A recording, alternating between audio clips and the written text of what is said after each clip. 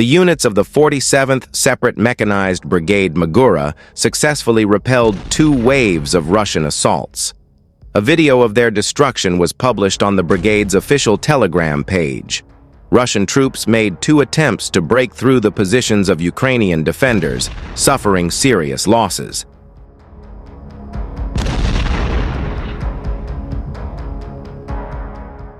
The first wave of the assault, comprising 3 tanks and 2 armored personnel carriers, was swiftly detected and brought into the crosshairs by the 47th Brigade.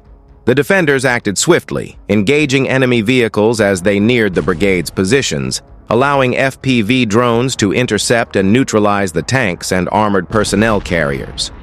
The first wave of the enemy was decisively repelled, with 4 out of 5 armored vehicles destroyed, while 1 armored personnel carrier managed to survive.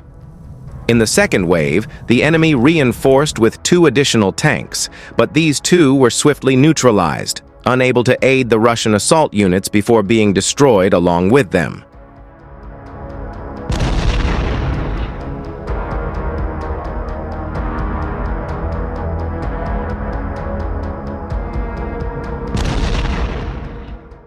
Currently, the 47th Brigade is holding the line in the Nikolsky Khutor area of the Kursk region, where Russian forces persistently attempt to breach Ukrainian positions. Previously, the soldiers of the 47th Separate Mechanized Brigade Magura, together with adjacent units, successfully repulsed a massive assault by the Russian 155th Guards Naval Infantry Brigade in the Kursk region.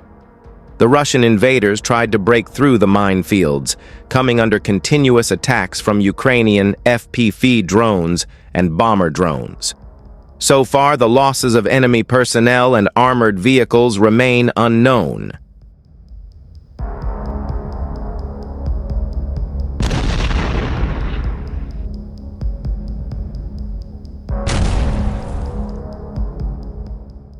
The Russian Telegram channel Severny reported that the Russian command had developed an offensive plan that included an attack in 2 waves with a pause between them.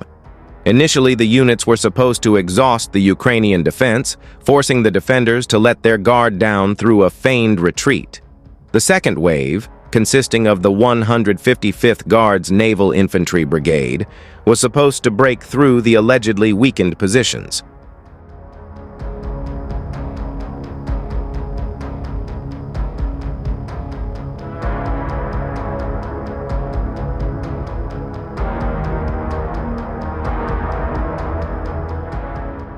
Meanwhile, Ukrainian deep reconnaissance missions revealed that Russians had been regrouping after past failed assaults and were readying themselves for a renewed offensive effort along the funnel.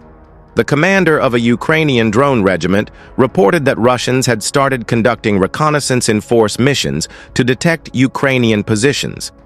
He noted that Russians would often fire over or through these reconnaissance groups, regardless of possible friendly fire, to engage the detected Ukrainian positions.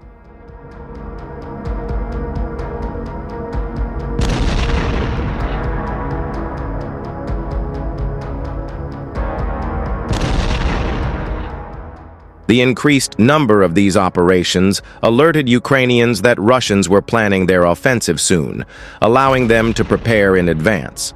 Ukrainians intensified their drone surveillance to detect these reconnaissance-in-force assault groups and eliminate them before they could reach Ukrainian lines and expose Ukrainian soldiers to Russian artillery fire. Out of range of Ukrainian direct fire equipment, this early detection allowed Ukrainians to relay the Russian positions to some of the most elite drone battalions and engage the Russian groups before they could reach the river.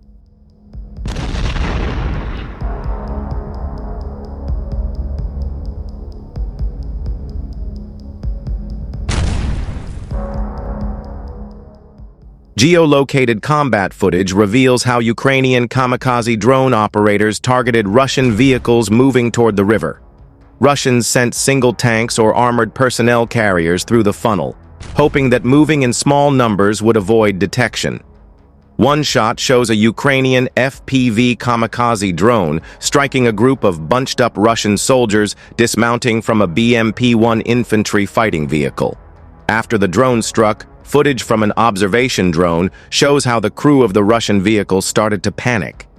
They attempted to drive off before another drone arrived to finish the job.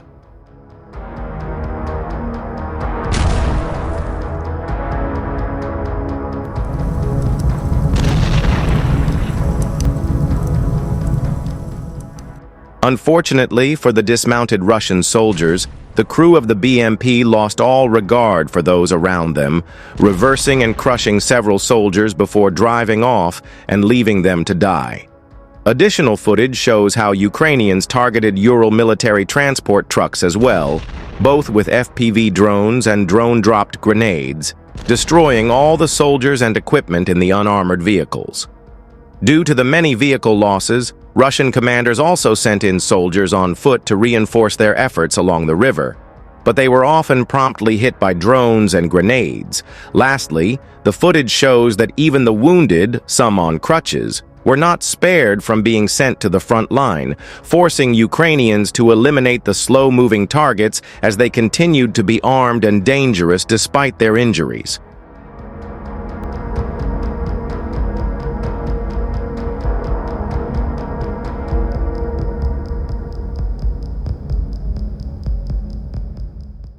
Overall, Russians tried to build up their forces along the riverbank and launch reconnaissance-in-force operations, but Ukrainian drone operators promptly dismantled them. Despite finishing their reorganization, Russian commanders were apparently already short on reserves, even sending wounded soldiers to the front on crutches.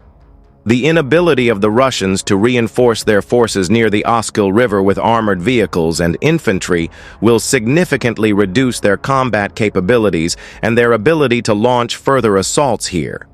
Ukrainians have successfully prevented Russians from opening up a new avenue of advance.